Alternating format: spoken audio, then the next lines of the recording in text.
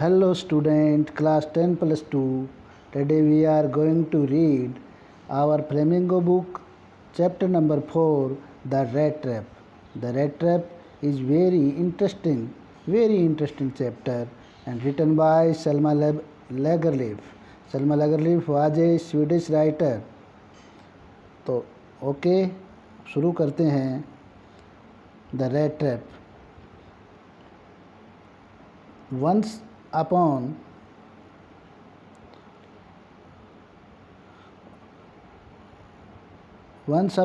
a time there was a man who went around selling small rat traps of wire. एक बार एक आदमी जो छोटी छोटी चूहीदानियाँ तारों की बनी हुई छोटी छोटी चूहीदानियाँ लेके बेचता था. He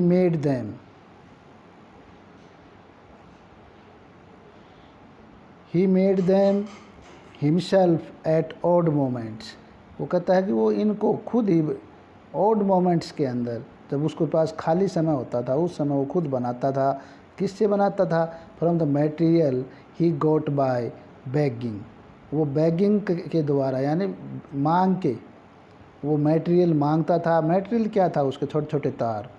goat by begging in the stores और एट द बिग फार्म्स. बड़े बड़े जो कंपनियां थी या बड़े बड़े स्टोर थे उनसे वो मांग लेता था. But even so the business was not specially profitable. लेकिन उसका जो इस प्रकार भी उसका जो बिजनेस था यानी कि जो भी छोटा मोटा धंधा था वो प्रॉफिटेबल नहीं था. बहुत कम उसको प्रॉफिट होता था. So he had to resort to both begging and petty thievery छोटी मोटी चोरी. इस प्रकार वो कुछ मांग भी लेता था. पैटी थीवरी थोड़ी बहुत चोरी भी कर लेता था. किसके लिए चोरी करता था? To keep body and soul together. अपनी आत्मा की संतुष्टि के लिए, अपनी बॉडी को बचाने के लिए, अपने जीने के लिए उसको थोड़ी बहुत चोरी भी करनी पड़ जाती थी. इवन सो और भी इसके साथ साथ उसकी पहचान भी बताई गई है. हिज क्लॉथ वर इन रैग्स. उसके कपड़े नहीं बल्कि चीथड़े मात्र थे, रैग्स थे. हिज चीक्स वर संकन. और उसके गाल थे वो बिल्कुल धसे हुए थे. And hanger gleamed in his eyes. और उसकी आँखों में भूख थी, वो साफ दिखाई देती थी. आँखों से देखते ही पता लग जाता था कि ये बहुत भूखा रहा है.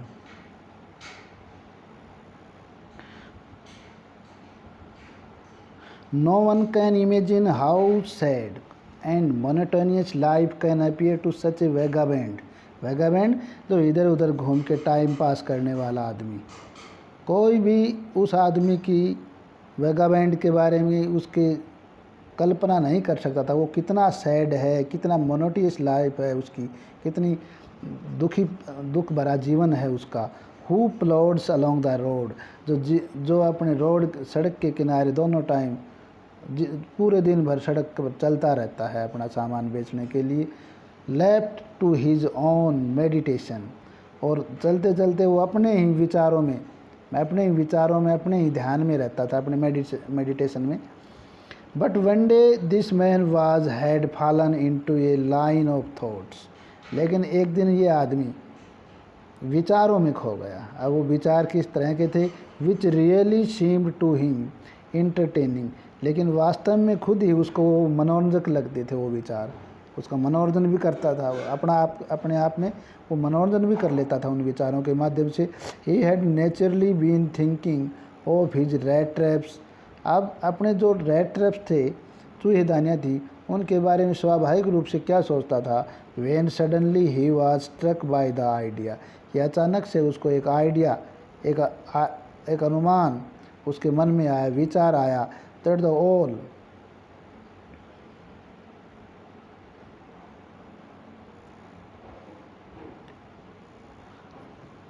whole world about him. कि जो भी पूरा संसार है, the whole world with its lands, इसके अंदर इसकी सारी भूमि, its seas, इसके सागर, cities, village, सारे शहर गांव, was nothing, ये कुछ नहीं है, but a big rat trap, ये उसके मन में विचार आया कि संसार दुनिया है, इसकी जो जितने भी भूमि है, सागर हैं, शहर हैं, गांव, सारे कुछ नहीं है, बस एक चूहेदानी, बड़ी सी चूहेदानी है। इनको वो चूहेदानी मानता है, ये विचार उसके मन में आया। It had never existed for any other purpose than to set bets for pork for people. अब कहता कि जो ये it had never existed for any other purpose, ये लोग इसके अंदर और किसी मकसद से नहीं रह रहे हैं संसार के अंदर, than to set bets for people, क्योंकि लोगों को लिए यहाँ लालच के वशीभूत, सब यहाँ किसी न किसी लालच के वशीभूत इसके अंदर फंसे हुए हैं। अब चूहेदानी के बारे में बताता है, it offered rich and Joy, ये प्रत्येक आदमी को जो भी इसमें फंसा हुआ है उसको रिच और जॉय, खुशी और धन दौलत का ऑफर करता है कि बहुत सारी धन दौलत मिल गई, वो समझो अपने आप को चूहेदानी में फंस गया। शेल्टर, रहने के अच्छे मकान, फूड, अच्छा भोजन, हीट एंड क्लोथिंग, अच्छे अच्छे कपड़े, ये सब चीज़ें का लालच, और लालच के वशीभूत आदमी इस संसार में, संसार रूपी चूहेदानी में फंसा हुआ है। soon anyone let himself be tempted to touch the bait। अब ये बेट है, BAIT, बेट का मतलब होता है लालच। तो कहता कोई ना कोई, हर कोई आदमी, एज सुन एज एनीवन, कोई ना हर कोई, जितनी जल्दी हो उसके हर कोई इसकी ओर आकर्षित हुआ जा रहा है। टेम्पटेड टू टच द बेट, इस लालच को, लालच की ओर आकर्षित हुआ जा रहा है।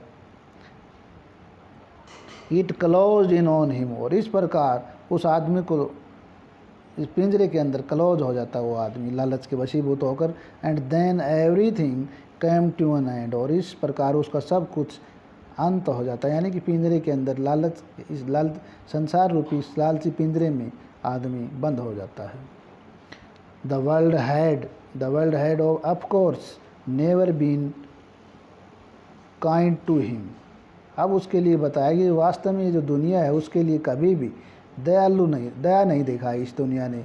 वो हमेशा परेशान रहा, हर कोई उसको, कोई उसकी मदद नहीं करता था। इसलिए वो इस संसार को कहता है कि कभी भी इस दुनिया ने उसके लिए दया नहीं दिखाई। So it give him unwanted joy to think ill of it in this way. अब कहता है इसीलिए इस बारे में, इस दुनिया के बारे में उसके जो थिंक इल, इसके विचार हैं, वो इस तरह के विचार उसके मन में आते हैं जॉय के लिए, अपने आनंद उठाने के लिए संसार के बारे में ऐसा मजाक बनाता है कि संसार एक चूहेदानी है।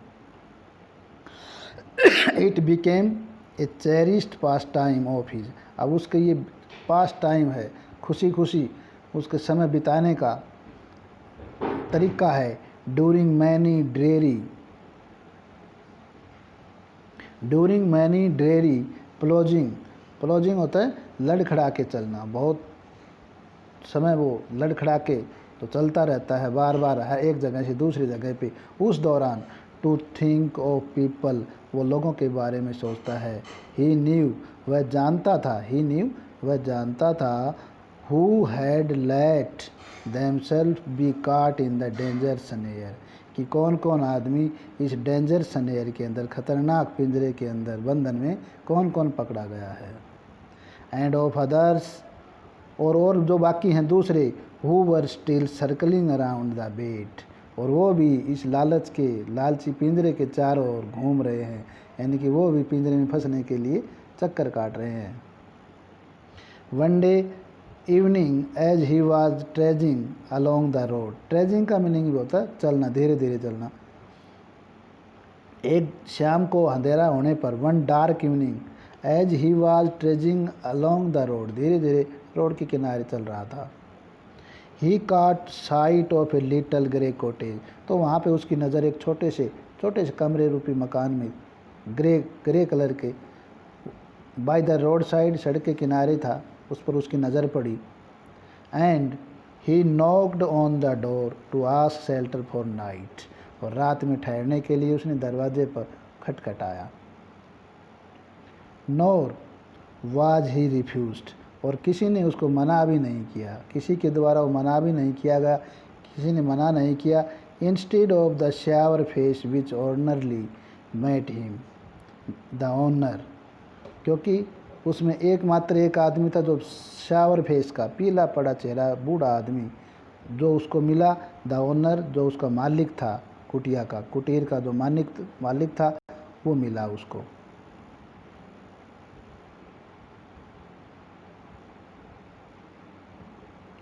Who was an old man, जो कि एक बूढ़ा आदमी था, विदाउट वाइफ और child, was happy to get someone to talk to in his loneliness, जो बिना पत्नी और बिना बच्चों के था, अकेला रहता था, और उस आदमी को पाके अपने एकांत में, लोनलीनेस, अपने अकेलेपन में उससे बात करने पर बड़ा खुश हुआ कि आज किसी से बात करने का मौका मिलेगा। इमीडिएटली, उसने तुरंत, ही put the porridge pot on the fire, जो दलिया बनाने का जो बर्तन था उसको आग चूल्हे के ऊपर रख दिया, तुरंत दलिया बनाने के लिए उस मेहमान के लिए। एंड गिव, और उसको दिया, गिव हिम सुपर, और उसको शाम का भोजन दिया। Then he carve off such a big slice from his तम्बाकू रोल, फिर उसने अपने तम्बाकू का जो रोल था, तम्बाकू के पैकेट था, उसमें से उसने carved of such a big slice, इतना बड़ा टुकड़ा उसने काटा उसमें से, that it was in both for strangers pipe and his own, कि वो इतना तम्बाकू निकाला कि उस अजनबी के पाइप के लिए और ख़ुद के लिए काफ़ी था। Finally he got out an old pack of card, और अंत में उसने अपना पुराना ताशों का एक पैकेट निकाला। And played mjolis with the guest until bed time, और बेड टाइम तक, सोने के समय तक उस मेहमान के साथ उसने मेजोलिस नाम का ताश का खेल खेला। The old man was just as generous with his confidence, वो बूढ़ा आदमी जेनरिस तो था ही, बहुत ही दयालु था, विद हिज कॉन्फिडेंस, अपने विश्वास, उस पूरा विश्वास था, as with his porridge and तम्बाकू, और इस विश्वास के साथ ही उसने उसको खाने को दलिया और पीने को तम्बाकू दिया था। The guest was informed at once, और उस मेहमान को बताया गया, that in he days of prosperity, जब उसके खुशहाली के, संपन्नता के दिन थे, हिज होस्ट का मीनिंग होता है जो मेहमान नवाजी करने वाला होता है, जिसके घर कोई मेहमान आता है, तो जो उसका होस्ट है मेहमान, वो बूढ़ा आदमी, वो अपने संपन्नता के दिनों में, his host had been crofter at Ramsjo iron work, कि अपने संपन्नता के दिन में, अपने जवानी के दिनों में वो रैप्सजो आयरन मील में क्राफ्टर का काम करा था। क्राफ्टर होता है किसान। And had worked on the land, और रैप्सजो मील की ज़मीन के ऊपर काम करता था, खेती का काम करता था।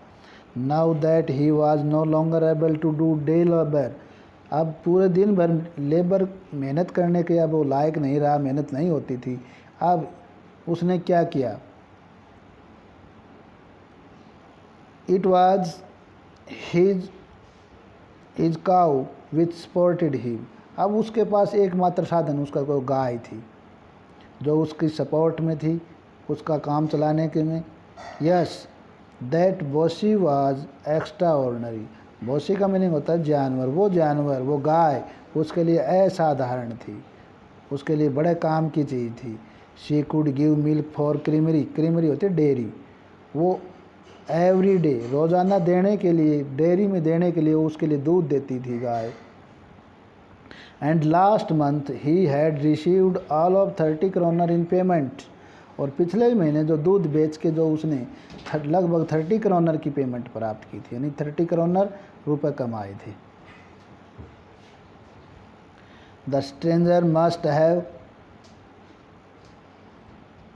सीम्ड इनक्रेडल्स का मतलब होता है अविश्वसनीय, किसी को जब किसी बात पर विश्वास ना हो, विश्वास दिलाने के लिए उस अजनबी को ये देखे कि उसको पता नहीं, उसको उसकी बातों पे विश्वास है कि नहीं है। For the old man got up, उसको विश्वास दिलाने के लिए बूढ़ा आदमी खड़ा हुआ। And went to the window, और खिड़की के पास गया। Took down a leather pouch, और वहाँ से एक चमड़े का थैला लिया। Which hung on a nail of very window's frame, और जो विंडो की फ्रेम के ऊपर एक नेल खूंटी पर टंगा हुआ था। And picked out 3 wrinkled 10 kroner bills, और तुड़े मुड़े रिंकल्ड झुर्रियाँ पड़े हुए तुड़े मुड़े 10 क्रोनर बिल्स, 10 क्रोनर के नोट, 10 के 3 नोट उसने निकाल के दिखाए, 30 क्रोनर थे। These he held up before the eyes of the his guest, और उसके मेहमान की आंखों के सामने उसने रख दिए। नोडिंग नॉयली, और अब उसको जान के, उस नोडिंग का मीनिंग होता है सिर हिला के हाँ भरना, सिर हिला के हाँ भर के कि भाई मैं समझ गया हूँ।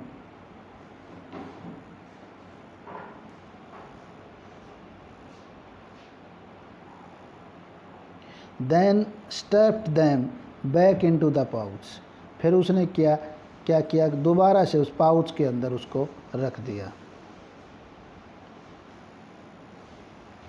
उस थैले के अंदर, स्टफ का मीनिंग होता है ठूस देना, दोबारा से उस थैले के अंदर उसको उन नोटों को दोबारा से ठूस दिया। The next day both man goat up in good season, अगली सुबह दोनों आदमी अच्छे मौसम में, गुड सीजन अच्छा दिन था और अच्छा उनका मूड था, अच्छे मूड में दोनों खड़े हुए। The crofter was in a hurry to milk his cow, और वो किसान तो अपनी गाय को धोने में, गाय का दूध निकालने की जल्दी में था। And the other man probably thought he should not stay in bed when the head of the house had Gotan up, और दूसरे आदमी ने ये सोचा, शायद ये सोचा प्रोबेबली, कि भाई जब घर का मुखिया ही उठ गया है तो वो उसको बिस्तर पे लेटना नहीं चाहिए। They left the cottage at the same time, उन्होंने सेम समय, एक समय पर ही दोनों ने उसके कॉटेज को, कमरे को छोड़ दिया, दोनों निकल गए। The crafter locked the door, और उस किसान ने दरवाजे को लॉक लगाया, बंद किया। And put the key in his pocket, और अपनी जेब में चाबी को रख लिया। The man with the red trap said goodbye, और उस रेड ट्रैप वाले आदमी ने, चूहेदानी वाले आदमी ने उसको गुड बाय बोला, अलविदा कहा। एंड थैंक यू, उसका धन्यवाद किया। And there upon each went his own way, और इस प्रकार दोनों अपने अपने रास्ते हो लिए, दोनों अपने अपने रास्ते चल पड़े। But half an hour later, लेकिन आधे घंटे के बाद ही, half an hour later the red trap peddler stood again before the door, लेकिन आधे घंटे के बाद ही वो रेड ट्रैप दोबारा से वहीं फिर खड़ा, दरवाजे के सामने खड़ा हो गया, दोबारा आ गया। He did not try to get in however, हालांकि उसने अंदर जाने का प्रयास नहीं किया। He only went up to the window, केवल वो खिड़की तक गया। स्मैश द पैन, और एक शीशे को तोड़ दिया। Smash the pane, stuck in his hand, उसमें अपना हाथ दिया। And got hold of pouch with the 30 kroner, और जिसमें 30 क्रोनर रखे हुए थे, 30 रुपये, उस थैले को हाथ दे के बाहर निकाल लिया खिड़की में से। ही टुक द मनी, उसमें से पैसे को उसने लिया। And thrust it into his own packet, और अपनी जेब में ठूंस लिया।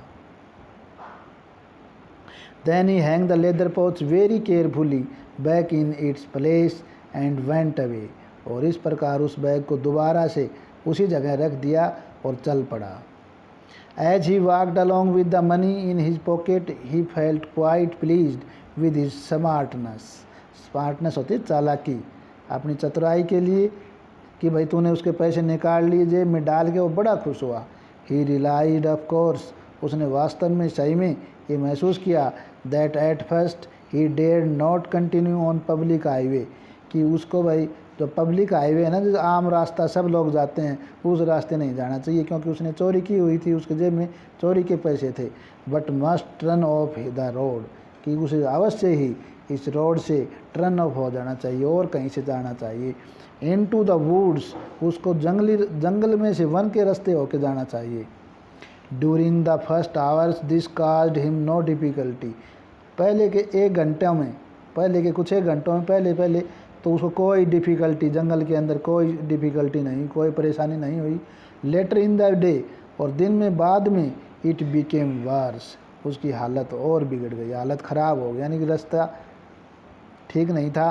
For it was big and confusing forest, क्योंकि जो ये फॉरेस्ट था, वन था, वो इतना बड़ा और इतना कन्फ्यूज़ करने वाला कि उसको रास्ता नहीं मिल रहा था, बड़ा कन्फ्यूजिंग था। विच ही हैड गॉटन इनटू, जिसके अंदर वो घुस गया था, जिस वन के अंदर, तो वो बड़ा कन्फ्यूज़ करने वाला था।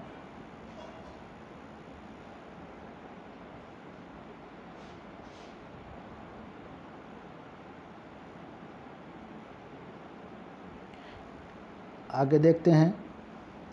And finally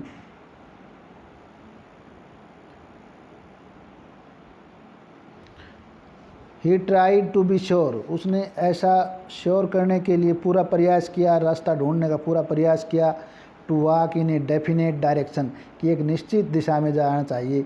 but the path twisted back, लेकिन जो रास्ते थे वो घूम जाते थे। एंड फोर्थ सो स्ट्रेंजली, और आगे उतना भी और अधिक स्ट्रेंजनेस, और अधिक आश्चर्यजनक बात। आश्चर्यजनक बात क्या होती? He walked and walked without coming to end of the wood, वो चलता रहता वन में, कहीं भी अंत नहीं होने वाला था, कहीं अंत नहीं होने वाला था। And finally he realised that he had only been walking around in the same part of the forest, कि इस फॉरेस्ट के वो तो सेम ही एक ही भाग में घूम के उसी भाग में चक्कर लगा रहा है। All at once he recalled का मीनिंग होता है याद आना। अब उसे तुरंत याद आया हिज थॉट्स, जिस बारे में वो विचार किया करता था, जो थॉट थी वो याद आई। अबाउट द वर्ल्ड, इस संसार के बारे में। एंड द रेड ट्रैप, चूहेदानी के बारे में, कि चूहेदानी और संसार के बारे में उसे क्या विचार थे, वो तुरंत याद आए। Now his own turn had come, अब उसने सोचा कि अब तो उसका खुद का ही नंबर आ गया, जिस बारे में वो सोचा करता था, विचार करता था। He had let him B fooled, अब उसने खुद को ही मूर्ख बनने दिया, खुद ही मूर्ख बन गया। बाय ये बेट, एक लालच के वशीभूत होकर, जो उस किसान के रुपए चुराए थे, वो लालच, वो बेट, जिस एंड हैड बीन काट, और उस चूहेदानी, संसार रूपी चूहेदानी में वो पकड़ा गया। द ऑल फॉरेस्ट, पूरा वन, all forest with his trunks and branch, trunks होते पेड़ों के तने और टहनियाँ, its thickets and fallen logs, मोटे मोटे और गिरे हुए पेड़ों के तने, closed in upon him like an impenetrable prison. Impenetrable prison का मतलब जिस जेल से छुटकारा न पाया जा सके, from which he could never escape, जिससे कभी भी वो छुटकारा नहीं पाया जा सके, इतनी ऐसी जेल के अंदर वो फंस गया है।